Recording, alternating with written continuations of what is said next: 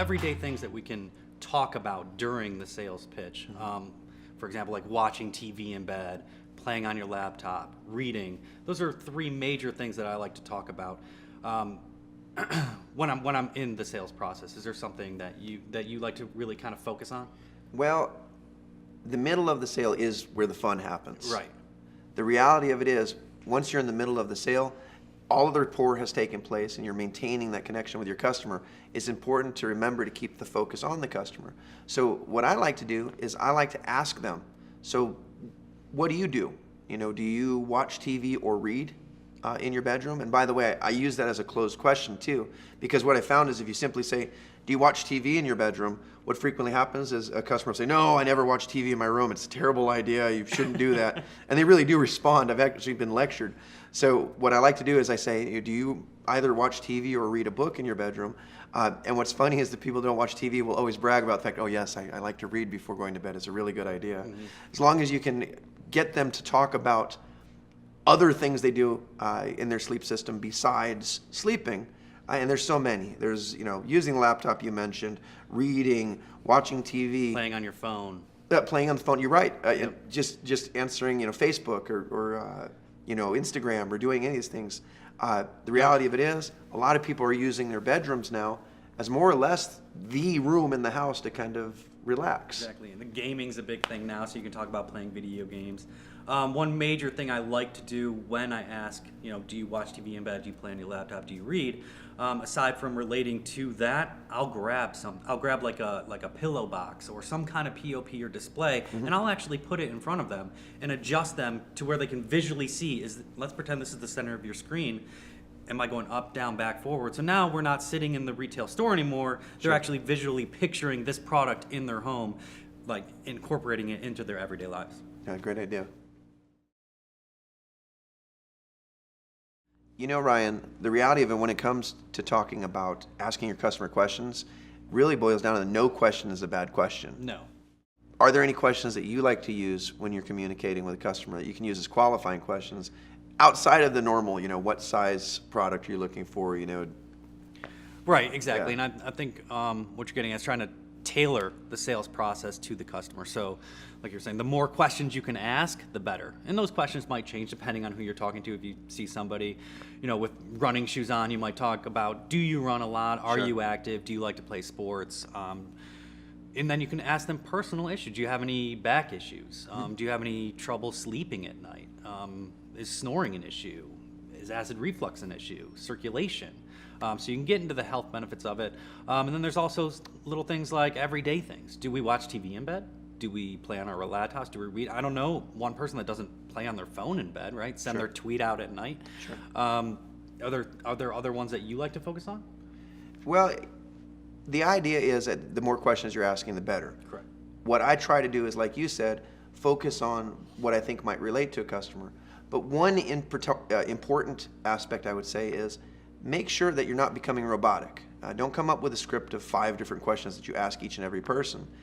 What happens if you do that is you stop having the conversation with your customer. Mm-hmm. For example, I've seen people say, do you have any issues? And then the customer will say something like, oh, I have the worst, most terrible back pain. It's horrible. And then the associate just jumps right into, oh, well, I've got something that's going to help you. There was no connection made whatsoever. Right. What I found is if somebody says something to you, is opening up to you, maybe have a follow-up. So if somebody says to you, oh, I've got the worst knee, it's just absolutely kills me, maybe have a follow-up qualifying question like, did you injure yourself? Or, right. Give them some empathy and then take it from Did you there. play for the University of Miami? Is that what happened to you? That's a possible question, and I could relate to that. But the reality of it is, asking as many questions as you can really allows you to relate to the customer and allows you to focus in on what's going to be important to the customer. The extension on building rapport with the customer. Yes, sir. Absolutely.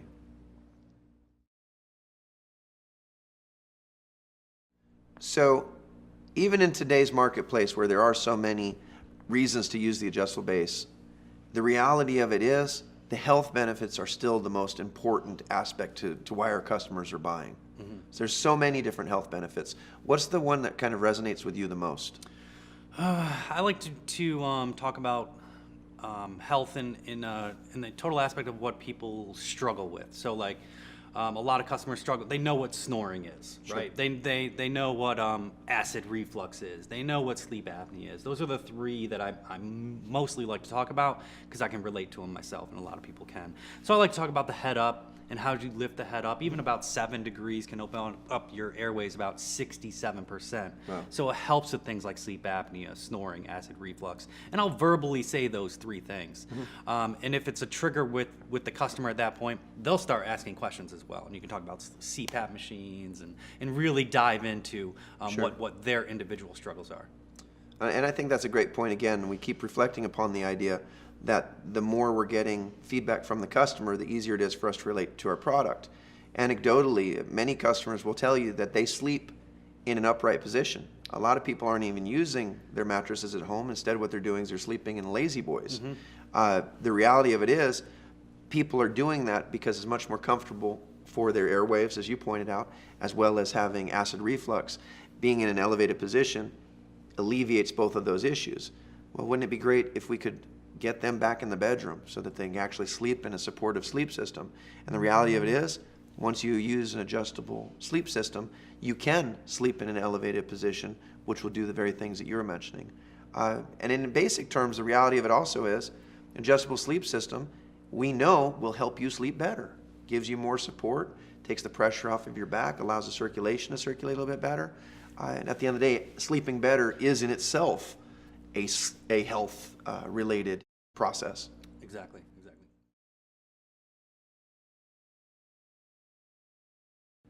So reflecting back to the qualifying questions, which I really feel are the key to a successful sale. Absolutely. You're going to listen to what your customer responds and then focus in on what was important to them. I'm sure there's 100 different examples of that. What stands out in your mind? Well, you want to bring up qualifying questions early in the sale because you want to focus on features of the sleep system that are they're gonna tackle those problems for the customer. So one would be, do you play sports? Have you ever gotten home from a long day and you've had some tightness in your lower back? Do you have any respiratory issues? Do you snore at night? Sure. And then you want to show features that help those qualifying questions through the entire sales process. So at the end, when you come to asking for the sale, you can always bring that up. And during the process, you can say, do you see how this could help out with your snoring? Do you see how this could help out with your lower back? Get them to agree. The more yeses you get, the easier the process is going to be. No, it's a really great point. For example, if somebody says to you, I just can't sleep at night because I have such a sore back, and then you present them the lumbar feature, what happens is that becomes the feature they fall in love with and really should be the feature that we spend the most time on. Correct. Because you're wasting your time if you're asking qualifying questions that you're not actually listening to. So that's why we have the 2 ears and the 1 mouth. We have to listen 2 times more than we're talking. That's a great point.